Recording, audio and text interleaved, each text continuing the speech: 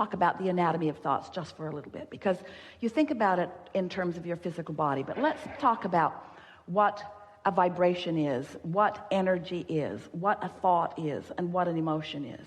And we're going to use these really, really big, bold, not even very accurate terms. We just want to give you a sense of how it all works, because at the very basis of who you are offering vibrations at a cellular level, and that cellular level of vibrations is not comprehensible to you in the sense that you do not have the ability to translate the thinking of your cells into something that is very meaningful to you.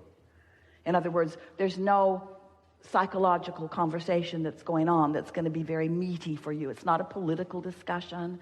Esther was on an airplane yesterday listening to men talking about the college football games, and Esther realized she doesn't know anything about any of these teams. It was really upsetting to her. She just wished that they would talk a little bit about some team that she knows.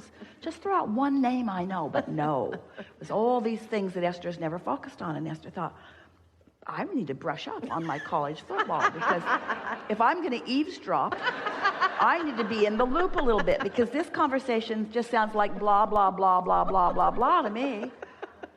It was not meaningful at all to Esther. Well, there are a lot of things that are not meaningful to you because you don't have enough momentum going about them. And until you have some momentum going, it's not very meaningful. So you get to choose the things that are meaningful to you. So there are things that are going on in your physical body, points of attraction, that really are not of any of your concern, because it's a language that you don't need to articulate into anything very specific. But the cells of your body are collectively, in a sort of mass consciousness way, emitting a consensus of how they're doing, which you can feel emotionally. So if you are looking for evidence of feeling good and finding even the slightest evidence, and then you are taking that emotion of feeling good and you're actually commenting on it, I feel good. Ooh, I feel good in my body today. Now you've increased the momentum of that. Are you getting a sense of what we're talking about? And that's what you want to do relative to all subjects all day, every day. Add emphasis to the ones that feel good and de-emphasize the ones that feel bad by taking your attention from them. And then watch what happens. If you are monitoring manifestations, and at that point making your statements of how you're doing, the momentum is already too far down the road and you have very little control. But when you start caring about the way you feel, and you are caring about the emotions, and you are deliberately taking something that feels a little good and focusing on it until it increases and becomes more, before you know it, and we're talking about days really, manifestations of things that you have been wanting for a very long time will begin being realized by you in your experience. And at those realization points, you're going to then say, well, I guess I've been getting this right. And so that's just the process. Try it a little. Try to feel for the feeling of fun just for a few days and watch what happens in your life. Try to feel for a feeling of appreciation just for a few days and watch what happens in your life. Show yourself how you have come closer to who you are with these general thoughts. You didn't trip over. Esther's been talking a lot about what she's tripping over. She said to at least 5 members of her staff, maybe not the mobile crew, but the home crew, I'm tired of tripping over that. Let's do something about that. I don't want to trip over that anymore. I don't want to trip over that anymore. Well, she didn't even realize she was saying, I don't want to trip over that, until she tripped over that. And now that she's tripped over that around the world, she tripped over that, it's got her attention. I'm going to stop saying I'm going to stop tripping over that. I'm not going to trip over that. Scotty said, oh, I'm really sorry about that. And Esther said, I create my own reality. Damn it. I create my own reality. Nobody's responsible for anything that happens to me. Everything that comes to me is as a result of what I've got going on vibrationally. Don't you love knowing that? And don't you love manifestations that explain to you what you've got going on vibrationally? Don't you love that? Would you really want it to be any other way? No. And don't you love knowing that it's all for you? Doesn't it feel good to be in that spotlight? Yes. Don't you like being in that spotlight where everything that is occurring in your experience is a reflection of what you're doing vibrationally, what you're doing emotionally, how you are tending to your own point of attraction? You're powerful. You are powerful. And the trajectory of your deservability is more powerful than Esther can even find words to explain to you. It's time for you to just chill out and have more fun and make it simpler, and don't bring with you all the stuff that you've picked up along your physical trail. Just stand in your now and reach for the best feeling thought that you can find here and now, and watch what begins to happen. Esther is certain that this avalanche, and it is, of extraordinary, and they are, manifestations in her life experience are happening now because of her few weeks of sitting with her notebook and deciding to focus for 15 or 20 minutes unconditionally. To find a feeling without needing something to have produced it. To start at the basis of her vibrational anatomy, whatever that means, and start in that neutral place and just see if well-being ensues from that. Just giving herself a chance to grow something that feels good by not starting with something that feels bad. By not beginning the day by solving a problem, by not beginning the day by answering emails, by not beginning the day by trying to clean up the things you're tripping over, by not beginning the day in the hole. Instead, beginning in that neutral place and just letting the universe show you the goodness that will come to you if you start in that neutral place, you see. And then, once that momentum gets going, then the things that begin to happen are far more than emotions. It's rendezvousing with people and things coming into place and financial enterprises coming together and all kinds of things coming that just make you stand back, and most of the world stand back if they were watching it and understanding it in amazement at the blessedness that you are living, you see. Nobody can understand you. No one will ever really get you. Give up trying to get them to get you.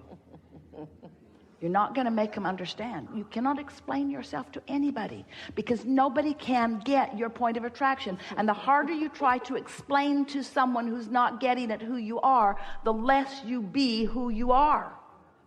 Yes. You let them train you into their awareness of you. Yes.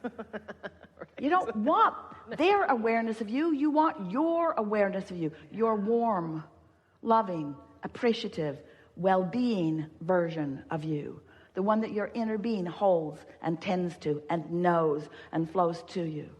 You see, here's the reason that a conversation like this, we know, is so helpful to you.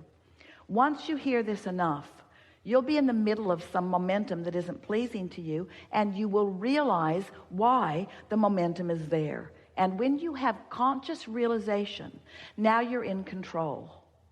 It's like, sometimes it feels like it would be prudent, that's what your parents told you in the beginning, drive slowly. Well, you don't always want to drive slow, and sometimes it isn't even the best idea to drive slow. Don't get out on a thoroughfare where people are really moving and drive slow. You're more of a problem when you're driving slow than if you're up to speed with what's going on around you. And so when you realize that you are in control of your experience, we just want you to know the faster you're moving, the faster the momentum is, the more happy you really are going to be in the experience. But you don't want to drive fast before you have control of your vehicle. You want to drive according to the conditions. How's that? You want to drive according to the conditions. So if the roads are slippery, or if there's a lot of congestion, you drive according to the conditions. You don't press on the accelerator when you're going downhill on the San Francisco streets. In other words, you drive according to the conditions. So that's what you're doing. We want you to deliberately, cognitively, deliberately flow your vibrations according to the conditions. We want you to be aware of what's going on around and go as fast as you can go vibrationally according to the conditions. Yes. So how does that fit in with unconditional love? If we're asking you to drive according to the conditions, so what condition is it that we're talking about? The way you feel. If you're really angry, they teach you this all day, every day. If you're angry, do you want to get in the car and drive off in your anger fit? That's never a good idea, is it? Isn't that almost always when something goes wrong, when you're in that place? Do you believe that you can be in control of the way you feel? Yes. Under all conditions? Yes. No, not under all conditions yet. But eventually, you can be in control of the way you feel under all conditions. So, does it matter that you're not in control under all conditions? If a condition comes and you're not in control of the way you feel, is it a problem? Isn't that the way you become in control of your conditions? Isn't it just all by practicing it? By finding the feeling place of it? Yes. Does it bore you when we present to you such a simplistic approach to life that it all boils down to how you feel, and you have control over how you feel? And do you want to argue with us in your mind about that? Because there are people in your life that make it really hard for you to feel the way you want to feel. Well, those people are the most significant people in your life experience. Because if you are able to show yourself that you can feel the way you mean to feel unconditionally, by caring about how you feel so much that you manage your vibration earlier until you get the momentum going, then you've got it made.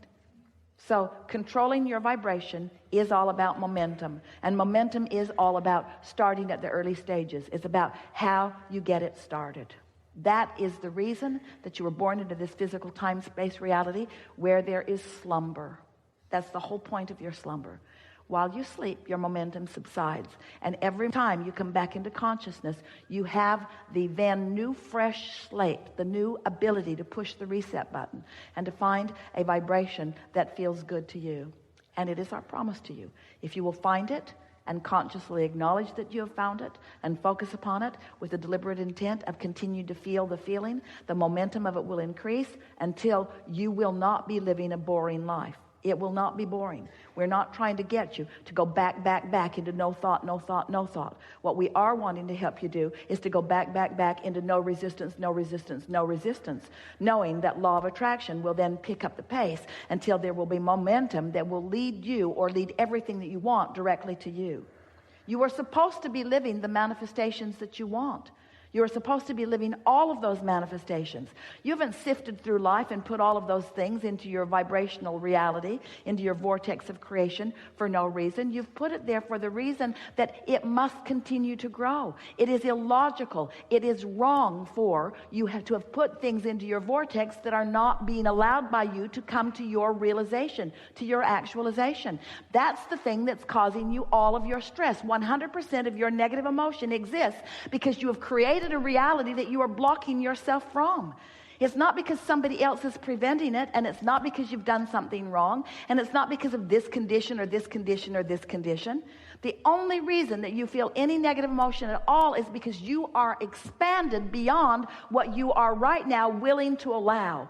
And the thing that is so interesting about that is that the reason that you're disallowing all that you want to manifest into full realization is because you're not willing to feel good enough. You're not willing to feel good. Oh no, I shouldn't feel good over that. That lady is sick and that person doesn't have enough money and it's selfish. There's this going on, and it's just not normal. It's just not normal. People would think I was nuts if they knew that I'm just happy all the time with all this stuff going on. And we say, got to give up what anybody else thinks. And you got to care about how you feel.